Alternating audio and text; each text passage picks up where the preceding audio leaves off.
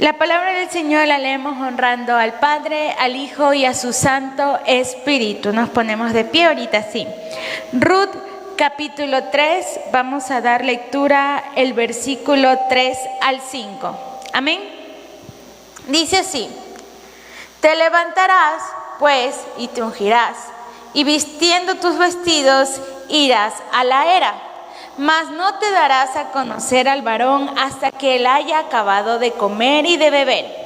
Y cuando él se acueste, notarás el lugar donde se acuesta, e irás y descubrirás sus pies y te acostarás allí, y él te dirá lo que hayas de hacer. Y ella respondió: haré todo lo que tú me mandes. Puede tomar asiento, queridos hermanos. Yo no sé si a ustedes les pase, pero hay historias que se convierten en historias favoritas. Para mí el libro de Ruth y la historia de Ruth es una de mis historias bíblicas favoritas. Pero las primeras veces que yo leí el libro de Ruth, que por cierto es cortito, este pedacito a mí me causó ruido, me llamó mucho la atención. Realmente, porque vemos a Noemí, les pongo un poquito en contexto. Noemí era una mujer judía, alabado sea el nombre del Señor, aleluya.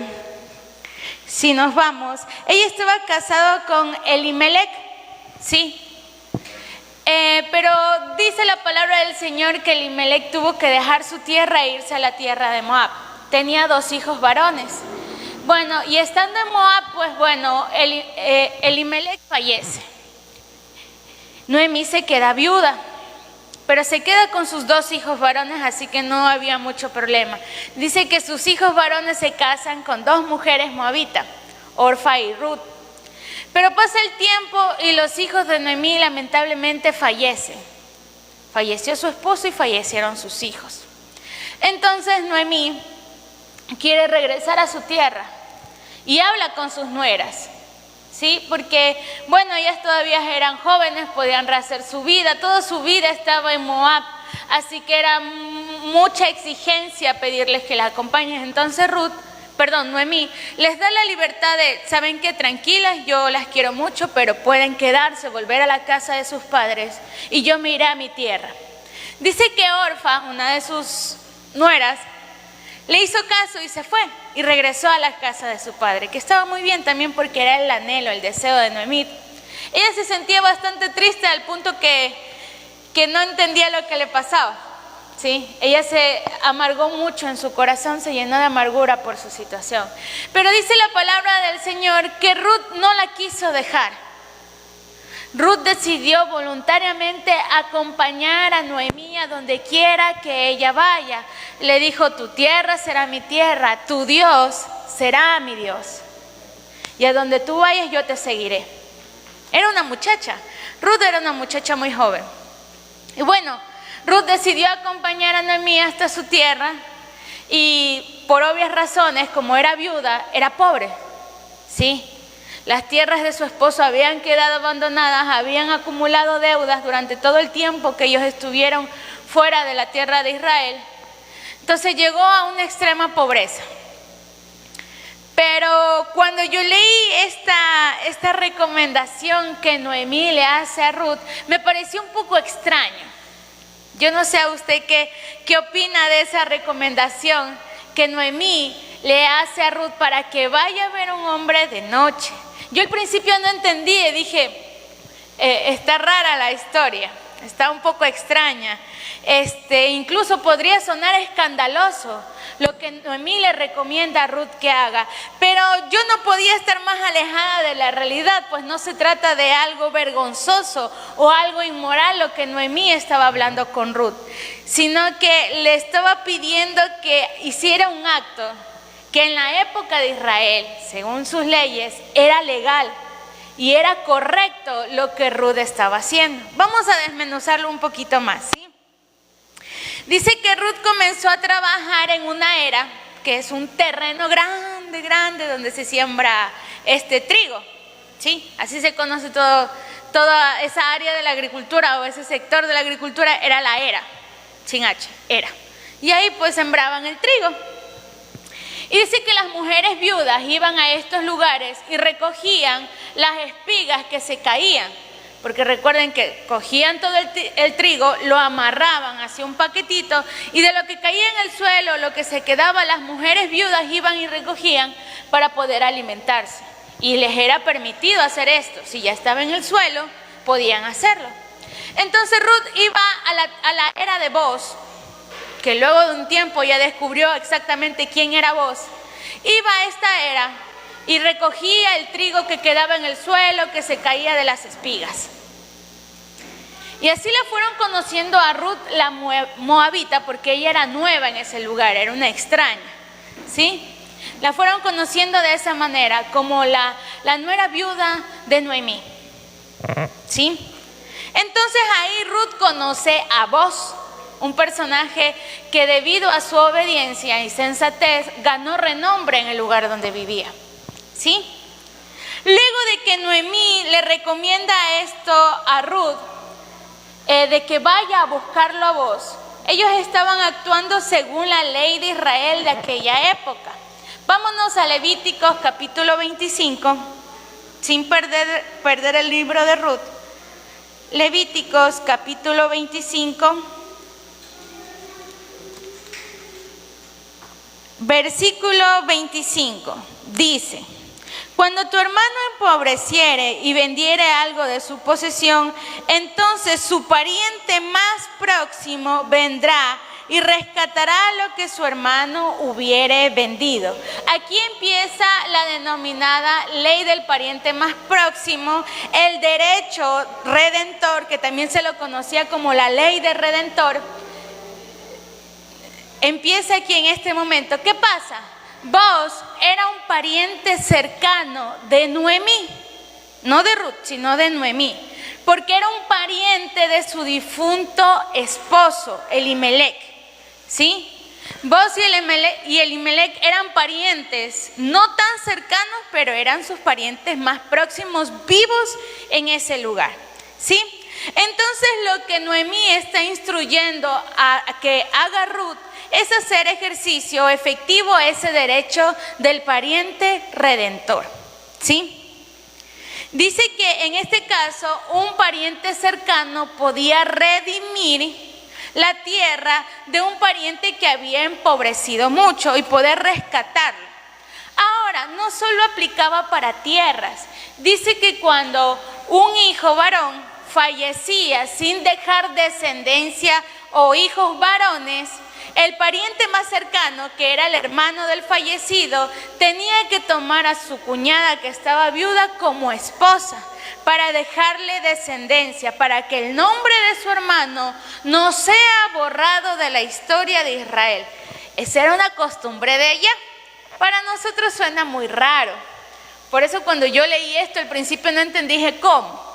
Porque nosotros no conocemos la cultura de Israel, no conocemos sus costumbres y tradiciones, pero un poquito más de estudio me ayudó a comprender que existía esta ley del redentor o la costumbre del redentor. El pariente más cercano debía redimir la desgracia, por decirlo de alguna manera, de su pariente más próximo. Por lo general esto se veía mucho entre hermanos, cuando un hermano fallecía, ¿sí? Entonces Ruth, al ser una viuda y extranjera, dependía mucho, junto con su suegra Noemí, dependía mucho de esta ley, porque eran mujeres que estaban en la pobreza. Todas las tierras que su esposo tuvo, el esposo de Noemí, que sí tuvo tierras, grandes tierras, pero pasaron sequías y cuestiones así, que perdió todo lo que él había sembrado y se quedó en la ruina, por eso se fue. Estaban endeudadas esas tierras. Por eso Noemí y Ruth no podían reclamarlas, porque tenían que pagar todas las deudas de esos predios, ¿sí? Como lo que pagamos en el municipio nosotros, ¿ok? Entonces Noemí aconseja que Ruth vaya a buscar a Boaz. Volvamos al capítulo 3 de Ruth. El versículo 6 y 9 dice: descendió pues a la era e hizo todo lo que su suegra le había mandado. Y cuando Boaz hubo comido y bebido y su corazón estuvo contento, se retiró a dormir a un lado del montón. Entonces ella vino calladamente y le descubrió los pies y se acostó. Y aconteció que a la medianoche se estremeció aquel hombre y se volvió. Y he aquí una mujer estaba acostada a sus pies. Entonces él le dijo: ¿quién eres? Y ella respondió: soy yo, Ruth, tu sierva. Extiéndeme el borde de tu capa sobre tu sierva, por cuanto eres pariente cercano. Dice que Noemí le manda a Ruth que espere a que vos ya haya comido, ya haya bebido y se retira a un lugar apartado. Porque la trilla, que era esto de limpiar el grano, y el final de la cosecha era esa noche. Entonces ya iban a ver el fruto de todo el esfuerzo de la siembra. Hicieron un pequeño banquetito, comieron ahí su corderito, supongo yo, tomaron vinito y él se retiró. Entonces dice que Ruth se acerca y hace un acto de descubrirle los pies. ¿Sí? Esto es un acto simbólico cultural, por eso les digo, para la época en la que transcurre todo esto, tenía mucho significado. A nosotros se nos hace raro que venga, le destape los piecitos y se acueste ahí, no a su lado, se acueste ahí donde tenía vos sus pies. ¿Sí? Este acto de descubrir los pies y acostarse allí, con ese acto Ruth le estaba pidiendo protección a vos. Y también era una propuesta de matrimonio bajo el derecho de redentor. ¿Sí? Eso es lo que hizo Noemí ahí. No, cuando al principio sí se me hizo extraño, porque dije, ¿cómo fue? Y se acostó ahí y era de noche, ¿no? Pero no. Ella estaba haciendo un acto simbólico, le estaba pidiendo protección y bajo el derecho del redentor le estaba pidiendo matrimonio a vos. ¿Sí? Era una manera humilde y respetuosa de hacerle una petición tan importante, tan formal, y de no interrumpirlo en público ni ponerlo en vergüenza. ¿Por qué? En el caso de que vos no quisiera hacerlo, que debía, pero no estaba obligado a hacerlo, pasaban muchas cosas en medio. Vamos a verlo en el libro de Deuteronomio, capítulo 25, para comprender por qué razón ella fue de noche. Deuteronomio capítulo 25. Deuteronomio capítulo 25, versículos 5 hasta el 10. Deuteronomio 25, 5 al 10. Dice: cuando hermanos habitaren juntos y muriere alguno de ellos y no tuviere hijo, la mujer del muerto no se casará fuera con hombre extraño. Su cuñado se llegará a ella y la tomará por su mujer y hará con ella parentesco. Y el primogénito que ella diera a luz sucederá en el nombre de su hermano fallecido, para que el nombre de este no sea borrado de Israel. Y si el hombre no quisiere tomar a su cuñada, irá entonces su cuñada a la puerta y a los ancianos y dirá: mi cuñado no quiere suscitar nombre en Israel a su hermano, no quiere emparentar conmigo. Entonces los ancianos de aquella ciudad lo harán venir y hablarán con él. Y si él se levantara y dijere: no quiero tomarla, se acercará entonces su cuñada a él delante de los ancianos y le quitará el calzado del pie y le escupirá en el rostro. Y hablará y dirá: así será hecho al varón que no quiere edificar la casa de su hermano. Y se la dará en este nombre en Israel, la casa del descalzado. ¿Sí? O sea, la situación era complicada. ¿Sí? Porque al solicitar legalmente, según la ley, la costumbre judía, que se haga efectivo el derecho de redimirla, y si él no quería hacerla, ese hombre tenía que pasar por ese proceso. Incluso le dirían en adelante la casa del descalzado. Porque hacerle eso a un hermano en la cultura judía era algo muy fuerte, era una situación muy delicada. Era como una traición a su propia sangre.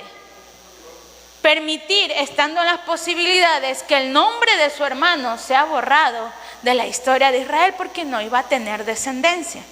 ¿Sí? Entonces, esa era la razón por la que Noemí instruye a Ruth para que vaya y espera que sea un lugar idóneo, privado, y que nadie pueda ser testigo en caso de que vos no quieras hacerlo. Porque vos podía, pero no estaba obligado a hacerlo, porque tenía que ser Noemí. Pero ya Noemí era muy anciana. Y Ruth, a pesar de que había elegido quedarse con Noemí, no tenía razón para estar atada a Noemí y cuidarla y sacrificarse de esa manera. Entonces vos tranquilamente podía decir que no, porque no estaba obligado a hacerlo. ¿Sí?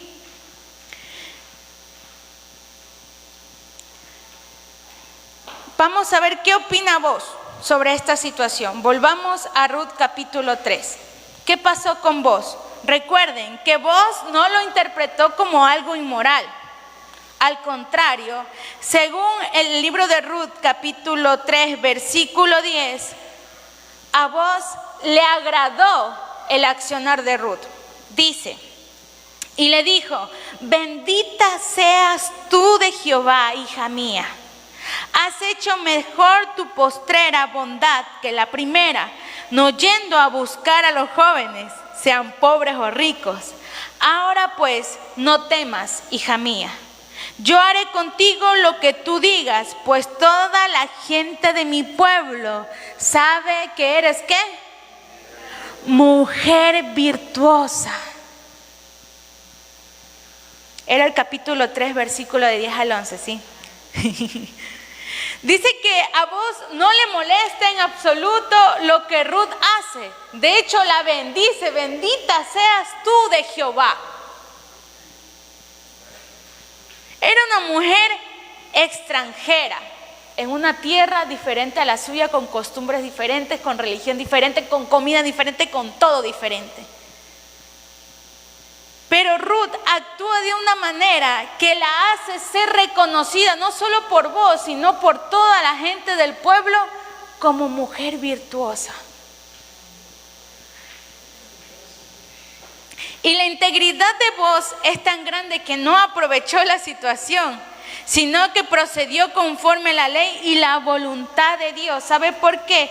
Porque Él le dice en el versículo 12, y ahora, aunque es cierto que soy pariente cercano, con todo eso hay pariente más cercano que yo. Vos conocías a Ruth. Yo supongo, para meterle un poquito de drama a la situación, a vos ya le gustaba Ruth. Pero a pesar de que ella estaba haciendo las cosas bien, vos fue un hombre íntegro que dijo: es verdad, soy tu pariente más cercano, pero hay alguien más cercano aún que yo. Y para yo poder proceder, primero el pariente más cercano tiene que estar al tanto de esta situación. Dice que luego la despidió, Ruth se regresó donde Noemí. Sí, y efectivamente vos, siendo un hombre íntegro que ama a Dios y a las costumbres de su tierra, buscó a los ancianos, les comentó la situación y buscó al pariente más cercano. Veamos en el capítulo 4, al ladito ahí mismo, el versículo 4 al 8. Dice: y yo decidí más adelante vamos a leer un poquito desde el 1 para que entendamos bien. Vos subió a la puerta y se sentó allí. Y aquí pasaba aquel pariente de quien vos había hablado. Y le dijo: fulano, ven acá y siéntate. Y él vino y se sentó. Entonces él tomó 10 varones de los ancianos de la ciudad y dijo: sentaos aquí. Y ellos se sentaron. Luego dijo al pariente: Noemí, que ha vuelto del campo de Moab, vende una parte de las tierras que tuvo nuestro hermano Elimelec. Y yo decidí hacértelo saber. y decirte que la compres en presencia de los que están aquí sentados y de los ancianos de mi pueblo. Si tú quieres redimir, redime.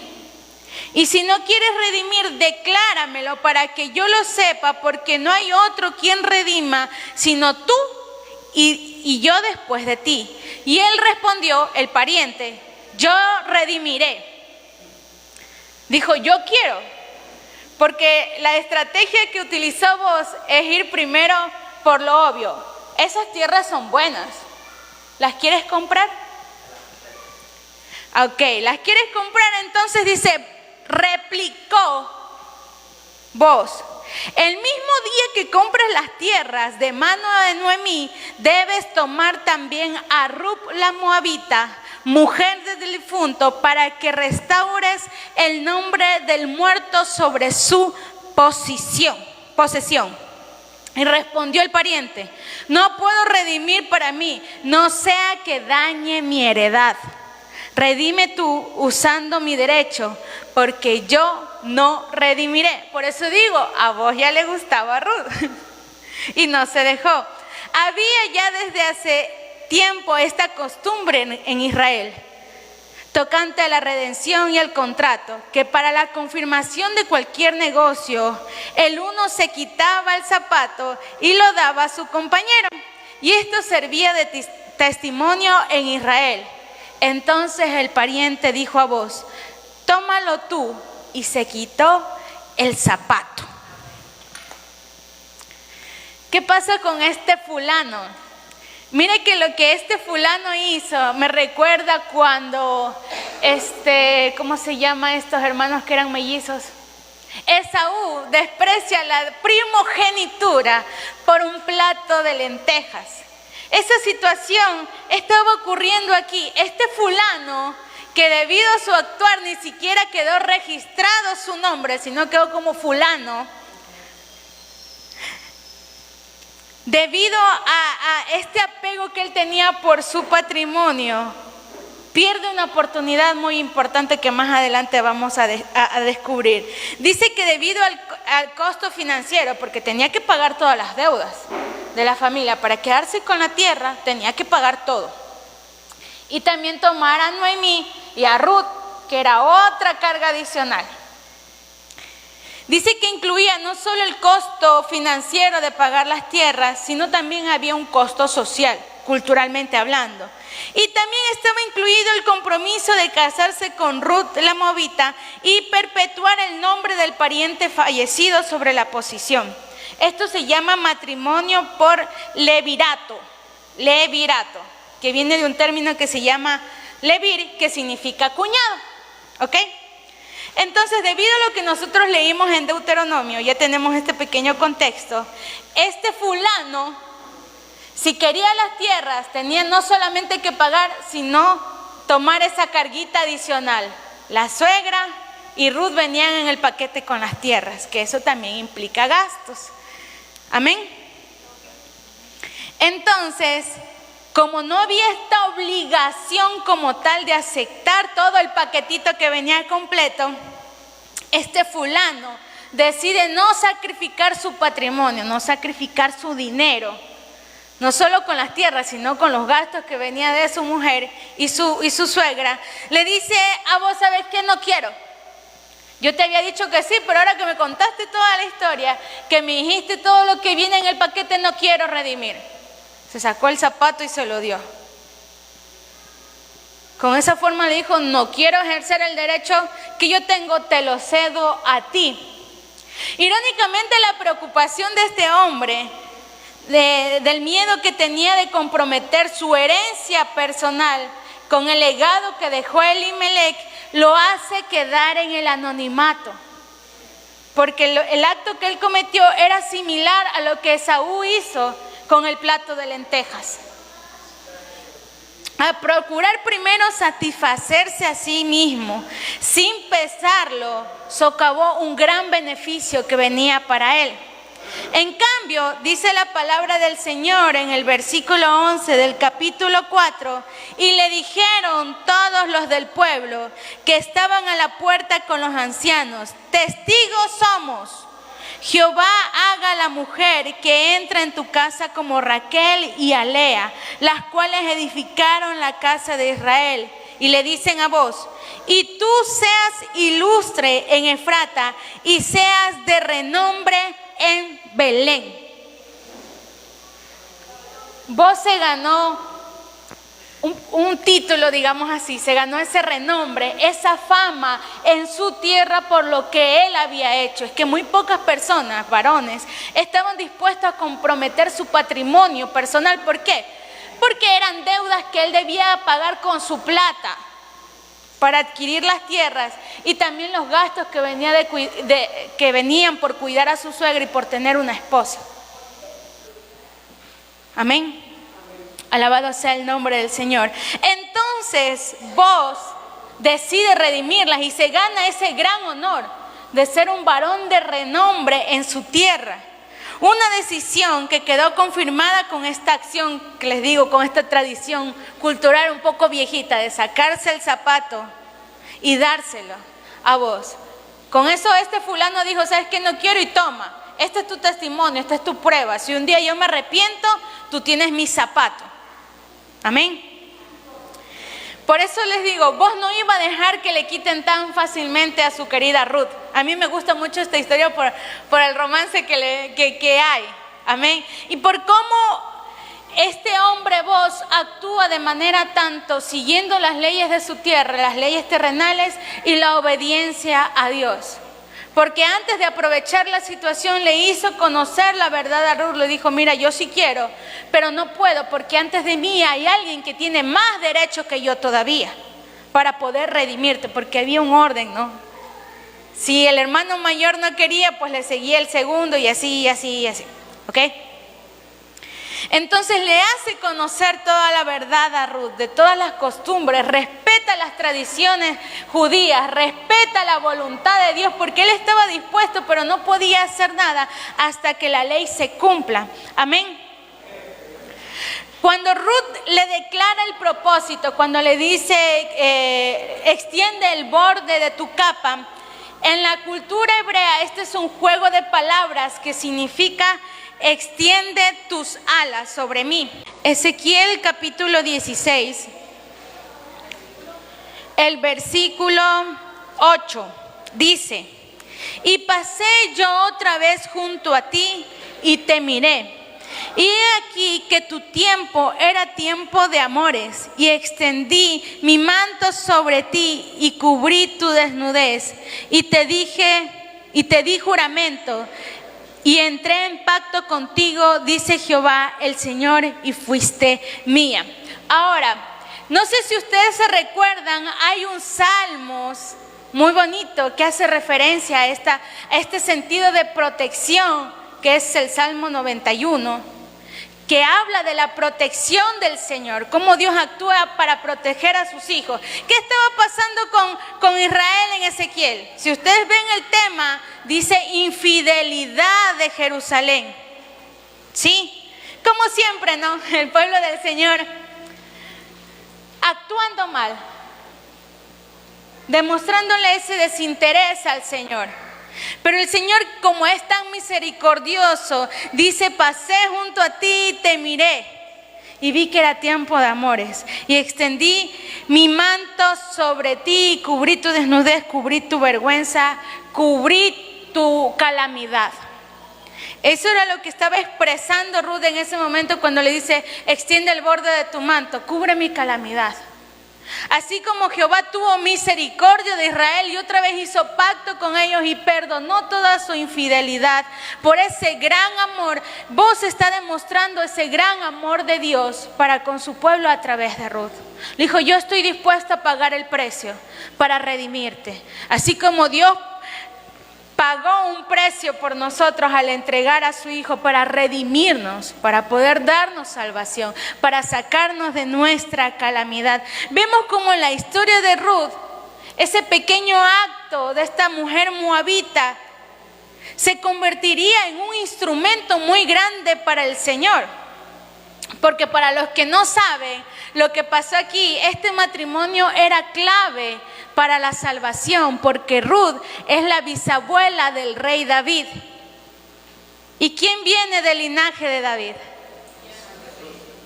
Ahí está. Leamos 2 de Samuel capítulo 7.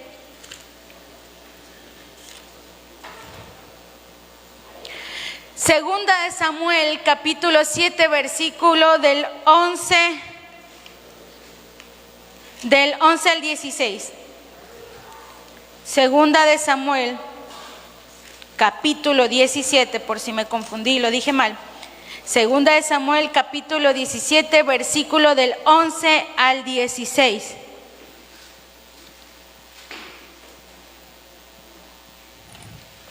Segunda. Ay, perdón, es el 7. Jeje. Sí, el 7. No se olviden que soy disléxica. Dice el versículo 11: desde el día en que puse jueces sobre mi pueblo Israel, y a ti te daré descanso de todos tus enemigos. Asimismo, Jehová te hace saber que Él te hará casa. Y cuando tus días sean cumplidos y duermas con tus padres, yo levantaré después de ti a uno de tu linaje, el cual procederá de tus entrañas, y afirmaré su reino. Él edificará casa a mi nombre, y yo afirmaré para siempre el trono de su reino. Yo le seré a él padre, y él me será a mi hijo. Y si él hiciere mal, yo le castigaré con vara de hombre y con azotes de hijos de hombre. Aquí está hablando Dios con David acerca de Salomón, ¿sí? Pero Dios le hace una promesa y dice: y yo afirmaré para siempre el trono de su reino.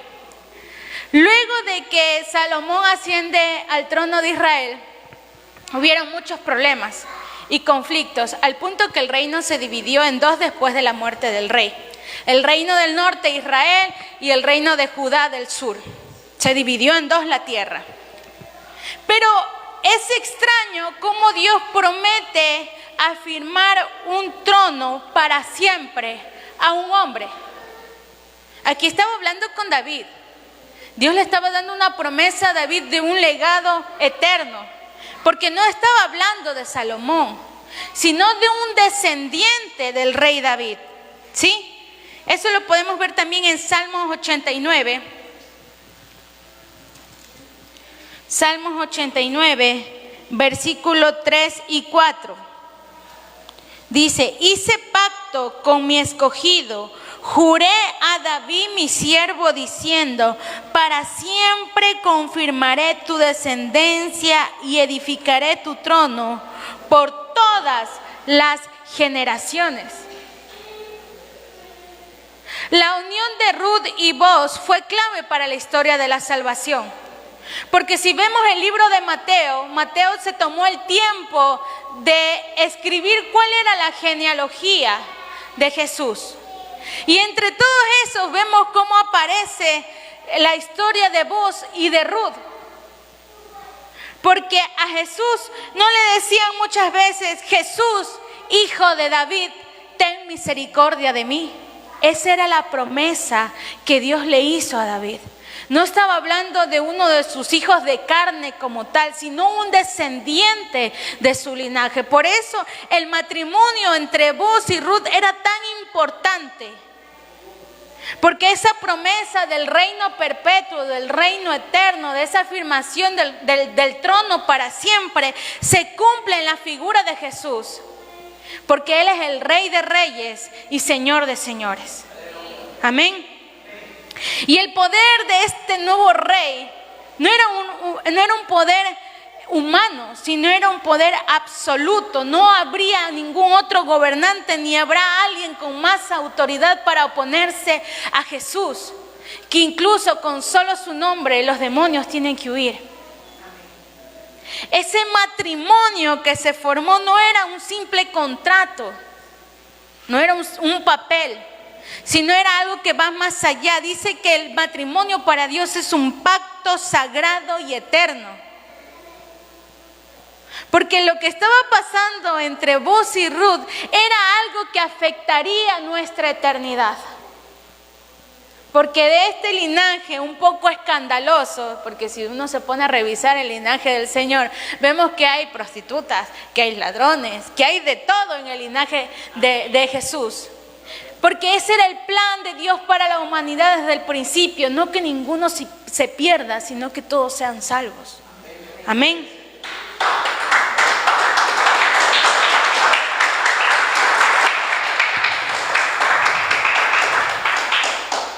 Y la unión de Boaz y Ruth no estaban basadas en necesidades físicas humanas, porque Boaz pudo aprovechar la soledad de la noche y no respetar ninguna ley, ni humana ni celestial. Pero no lo hizo porque él tenía el centro de la vida de Boaz era Dios. Y el centro de su matrimonio era Dios. Sí. De nosotros tenemos a Cristo Jesús, no solamente para que sea el centro de nuestra vida, sino para aquellos que ya se han casado, el centro de su matrimonio es Dios. Dice la palabra que Cristo es la cabeza del varón y de la iglesia en general. Amén. Por eso el matrimonio no es solamente un contrato, es una relación exclusiva de compromiso. No solo se refiere a la intimidad física, sino que habla de una relación que va más allá de necesidades físicas, emocionales, sino también necesidades espirituales, que se debe construir con sabiduría, paciencia y perseverancia en la fe. El matrimonio fue constituido por Dios, ese era el plan de Dios para la humanidad desde el inicio de la creación. Y también es un regalo y una promesa que alberga propósitos celestiales, como en el caso que acabamos de ver de Boaz y de Ruth. Ese matrimonio albergó un propósito celestial que ellos en su momento desconocían. Incluso para nosotros que no hemos encontrado esta historia antes, desconocíamos cuál era la genealogía del rey David, que estábamos hablando de Ruth, su bisabuela, y que con el tiempo ya también Jesús nace de este linaje, hablando en términos terrenales. Amén. Si nosotros revisamos el libro de Génesis, capítulo 2.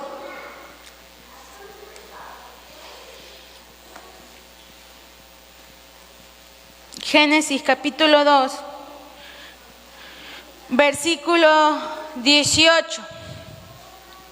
Y dijo Jehová Dios: no es bueno que el hombre esté solo, le haré ayuda idónea para él.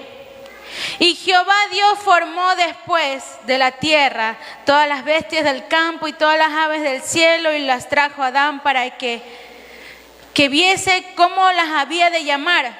Todo lo que Adán llamó a los animales y vivientes, ese es su nombre. Amén. Entonces en el versículo 21, Jehová Dios hizo caer en un sueño profundo sobre Adán. Y mientras éste dormía, tomó una de sus costillas y cerró la carne en su lugar. Y de la costilla que Jehová Dios tomó del hombre, hizo una mujer y la trajo al hombre. Dijo entonces Adán: este es ahora hueso de mis huesos y carne de mi carne. Esta será llamada varona porque del varón fue tomada. Por tanto, dejará el hombre a su padre y a su madre y se unirá a su mujer y serán una sola carne. Esto no es algo que fue sucediendo, es algo que Dios instituyó. Vio al hombre y dijo: no es bueno que él esté solo. Y le haré ayuda idónea. Para eso Dios crea a la mujer. Y establece que los dos se unirán y ya no serán dos, sino serán uno. ¿Sí? Este es el plan de Dios, el plan original para la humanidad, que está basado en unidad, en complementariedad y compañerismo. ¿Sí? Porque cuando uno se casa, de todo lo que yo he leído, he aprendido y me han dicho, no es una decisión que se toma a la ligera. ¿Sí? No es algo que ya se hizo y ahí quedó y bueno, ya toca. sino es algo que Dios mismo constituyó, que alberga propósitos celestiales. Por eso el Señor hace un llamado a que aún es tiempo de recuperar ese matrimonio. Aún hay mucho que hacer. No solo hablo de su matrimonio con su esposa, recuerde que nosotros, dice la palabra del Señor que Él es nuestro marido, que el Padre es nuestro esposo. También podemos recuperar esa relación que tenemos con Dios. Amén. Claro que cuando hablamos del matrimonio hay muchas excepciones que tienen mucha profundidad teológica. El carácter del matrimonio. Vamos a Malaquías capítulo 2. Malaquías, exacto. Malaquías capítulo 2, versículo 14 y 16.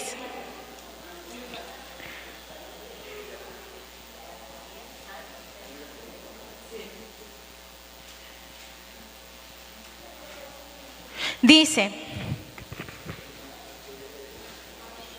Malaquías 2:14, mas diréis, ¿por qué? ¿Por qué Jehová ha atestiguado entre ti la mujer de tu juventud, contra la cual has sido desleal, siendo ella tu compañera y mujer de tu pacto?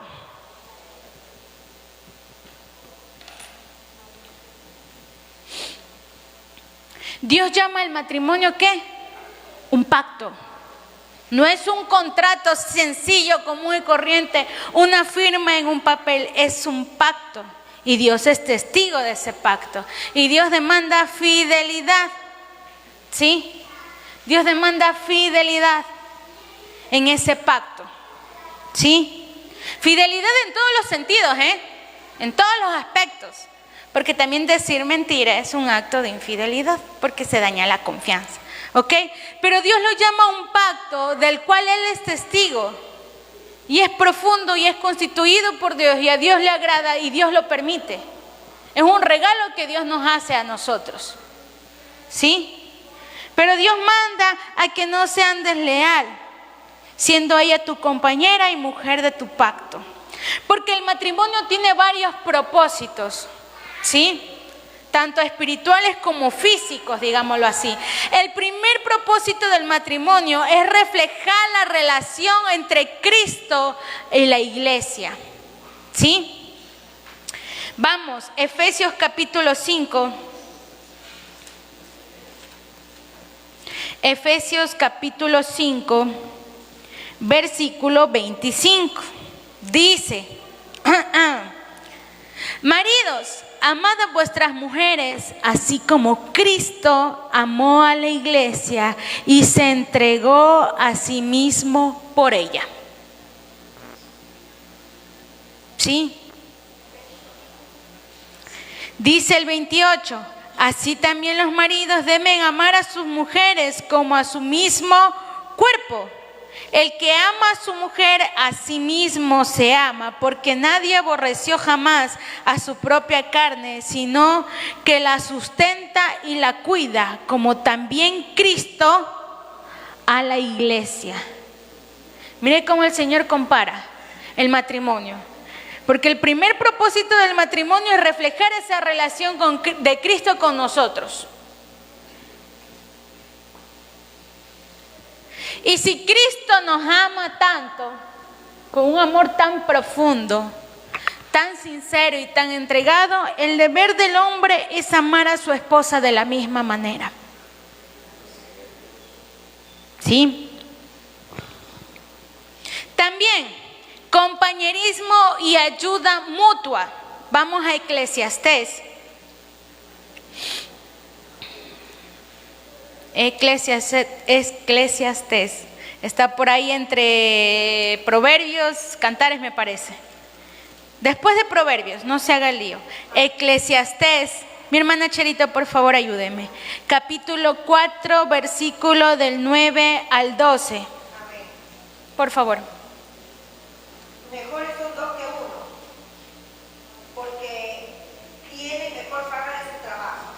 Amén. Porque si cayere uno, levantará a su compañero, pero hay del solo que cuando cayere no habrá segundo que lo levante. También si dos durmieren juntos, se calentarán mutuamente. Mas, ¿cómo se calentará uno solo? Y si alguno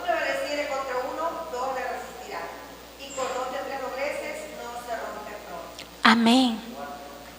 Eso es Eclesiastés capítulo 4, versículo del 9 al 12.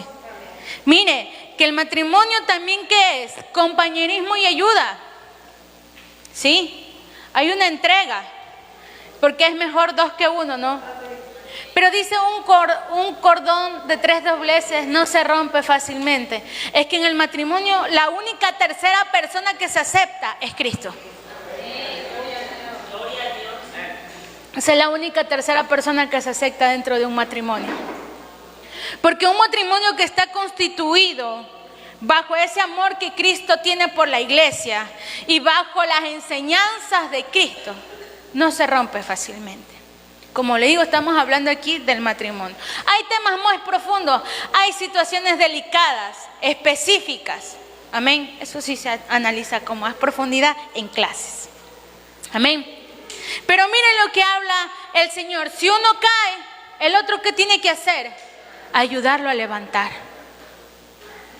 ¿Sí? También habla de algo muy importante que a mí me llama la atención, que dice, mejor son 2 que 1 porque tienen mejor paga de su trabajo.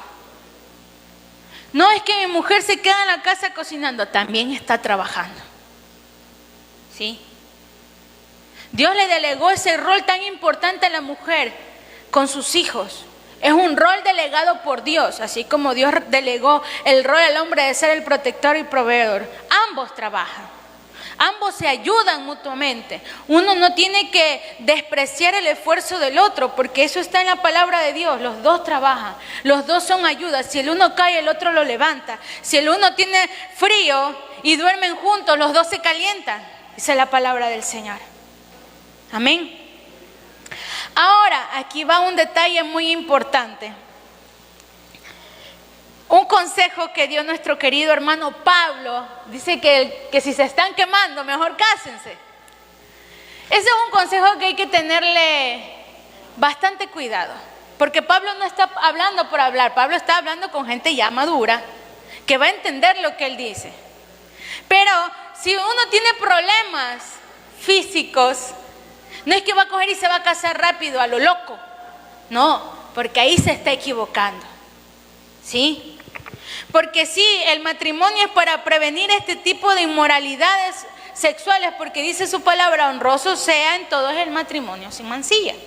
¿Sí? Cuando Pablo dijo que si se están quemando, cásense, no es que los manda a casar a lo loco. No está hablando con gente madura.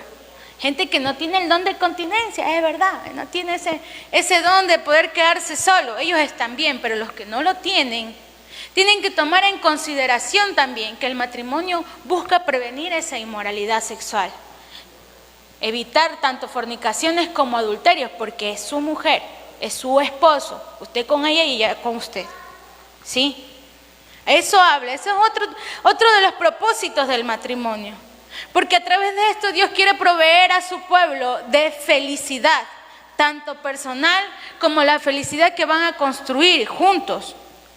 Habla también de una entrega, habla del perdón, porque el amor no tiene que estar constituido por este deseo de satisfacer una necesidad física, sino es una decisión que usted toma con responsabilidad, porque ahora ya no son 2, sino son 1. ¿Sí? Y si usted va y toma el consejo de Pablo sin entender la profundidad de la que él estaba hablando, se va a equivocar. No va a tomar una decisión basada y fundamentada en lo que Cristo nos enseñó, sino basada y fundamentada en su yo. Y se va a equivocar. Y luego se va a arrepentir, se van a dañar muchos corazones y van a haber enemistades. ¿Sí? Por eso la palabra del Señor habla de que el compromiso del matrimonio es un pacto, ¿sí? Algo que debe ser cuidado. Vamos a Colosenses.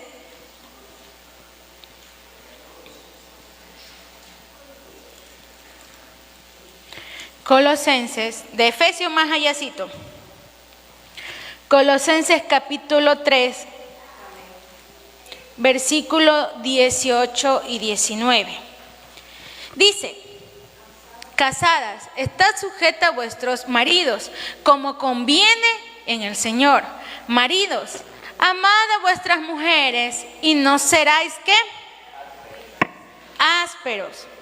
Recuerden que nosotros leímos el libro de Génesis, ¿no? ¿De dónde tomó Dios el utensilio para crear a la mujer?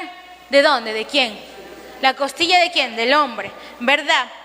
Un estudio con respecto a este versículo dice lo siguiente: la mujer fue creada de la costilla del hombre, no de la cabeza para dominarlo.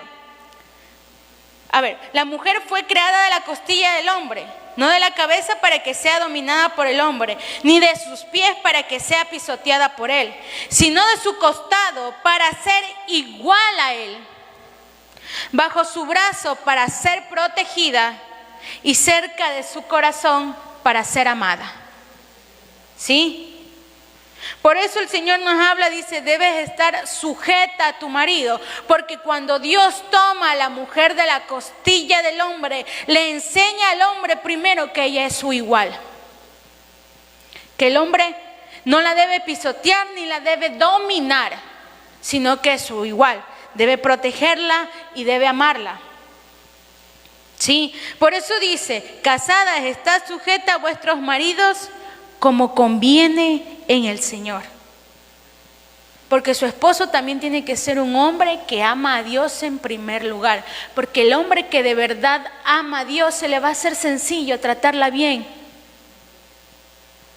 Se le va a hacer fácil protegerla, se le va a hacer fácil entenderla. Las mujeres que aman a Dios, se les va a hacer fácil respetar a sus esposos y apoyarlos. Alabado sea el nombre del Señor. Por eso dice, como conviene en el Señor. Porque esa es la única tercera persona que se permite en los matrimonios, que es Cristo. ¿Sí? El esposo está llamado a amar a su esposa como Cristo ama a la iglesia y como se supone que él también se ama a sí mismo, con sacrificio y entrega. La esposa está llamada a respetar y apoyar a su esposo, porque no se trata de dominio ni de desigualdades. No es que el uno tiene más autoridad que el otro. No, es un amor mutuo, abnegado y respetuoso. ¿Sí? Primera de Pedro 3. Eso está casi al final. Primera de Pedro 3, versículo 1, dice: asimismo vosotras, mujeres, estad sujetos a vuestros maridos, para que también los que no crean a la palabra sean ganados sin palabra por la conducta de sus esposas. Por eso yo les dije que el primer propósito del matrimonio es reflejar la relación entre Cristo y la iglesia. Mire que un matrimonio sin que no vaya y predique, una mujer casada que no predique, que no hable, con su solo comportamiento se puede ganar a aquellos que no creen en la palabra de la verdad. Pero para eso el esposo tiene que amarla como Cristo ama a la iglesia. Ahora el versículo 7 dice: vosotros maridos, igualmente, vivid con ella sabiamente, dando honor a la mujer como vaso más frágil y como a coherederas. Esa palabra coherederas, ¿sí? Usted es heredero, ella es heredera, ambos son coherederos de la gracia del Señor. Están en el mismo lugar los dos, ¿ok? Sino que Dios le dio a cada uno un rol que cumplir, ¿sí? Dice, como coherederas de la gracia de la vida, para que vuestras oraciones no tengan estorbo. Aquí le habla el Señor a los hombres, se lo repito. Vosotros maridos, igualmente vivid con ella sabiamente, dando honor a la mujer como vaso más frágil y como a coherederas de la gracia de la vida, para que vuestras oraciones no tengan estorbo. Mire lo que dice el Señor. Mire, la mujer casada que tiene un esposo como Dios manda, dice que se gana a aquellos que no creen en la palabra de verdad con la conducta, con el testimonio. Se ganan a los no creyentes. Y mire el hombre, si hace la voluntad del Padre, las oraciones de él no van a tener estorbo. pero si ama a la esposa y la trata como vaso más frágil. Igual manera la mujer, si respeta a su esposo y lo ayuda. Porque dice la palabra en Proverbios, el que haya esposa, halla el bien y alcanza la benevolencia de Jehová. Por eso les dije que el matrimonio era un regalo de Dios. Porque Dios bendice, porque Dios da gracia, porque dice, mire, alcanza la benevolencia del Señor. Entonces el matrimonio es un pacto sagrado exclusivo y está lleno de propósito celestial, como el matrimonio de Boaz y de Ruth. Ese matrimonio se iba a dar, tenía que darse, porque la palabra de Dios se tenía que cumplir, porque ellos no lo sabían, pero eran instrumentos de algo más grande. Usted cuando está casado también se convierte en un instrumento de algo más grande. No solo algo que trasciende aquí en la humanidad. No, es algo que va mucho más allá de esta humanidad. Yo sé perfectamente que no soy quien para hablar del matrimonio porque no estoy casada. Es una realidad. He visto muchas experiencias que también es una realidad y de las cuales yo he aprendido. Yo he aprendido a no juzgar a nadie que está casado porque solo Dios y ustedes saben qué pasa en su matrimonio, qué pasó en su matrimonio pasado. Por eso le digo, hay temas de los que yo no puedo tratar a profundidad. Si alguien estuvo casado y ya no lo está ahora, es algo que Dios tiene con esa persona, que Dios sabe lo que pasó, ¿sí? Pero los que están casados o los que ya están en unión, que en términos terrenales da igual, porque lo que importa es lo que se hace delante de Dios, aprovechen la oportunidad de este día y reflexionen sobre su matrimonio. Ustedes varones reflexionen, bueno, yo estoy amando a mi esposa como Cristo amó a la iglesia, estoy dándole honra, la estoy tratando como el vaso frágil. Ustedes mujeres, bueno, mi esposo lo estoy apoyando de verdad, ¿qué puedo hacer para ayudarlo? Tal vez si él no quiere cambiar o ella está mal, usted ore y entrégueselo a Dios y declare. No le diga, eres un tal y cual. No, declare en profecía, él es un varón de Dios. Ella es una mujer de Dios. Que tarde o temprano Dios va a hacer la obra.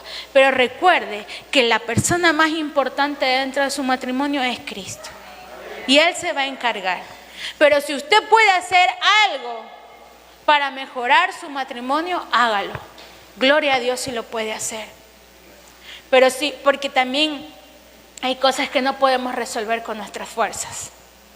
Por más que querramos, por más que nos duela el corazón, hay cosas que nosotros no vamos a poder resolver con nuestra fuerza. Entrégueselo al Señor. Diga, Señor, mira, te pongo a mi esposa o a mi esposo en tus manos, Señor. Yo ya no sé qué hacer, ya no puedo hacer, ya no se me ocurre qué puedo hacer, Señor. Pero acudo a ti. Aquí está mi causa, te la presento. Y deje que Dios haga. Ore, clame, pídale al Señor, pero que eso no le robe su intimidad con el Padre, porque esa es la persona más importante. Dios se va a encargar a su tiempo, su pareja, su esposo, su esposa. Van a venir aquí algún día, van a ser transformados no por su fuerza, sino por el poder redentor de Dios. ¿Sí? Deje que sea el hermano mayor que redima. En este caso, deje que sea Jesús quien se encargue. Deje que Él redima. ¿Sí? Usted siga caminando en obediencia y amor al Señor. No lo abandone a Dios por más difícil que sea la situación. Deje que Él restaure su vida, restaure su matrimonio. Y si está soltero, pues pídale al Señor que cuando llegue el momento, usted sea como Ruth, una mujer virtuosa. Y que al tiempo del Señor, Dios le regale su voz. Amén. ¿Quién vive? Y en su nombre, dele fuertes alabanzas al Señor.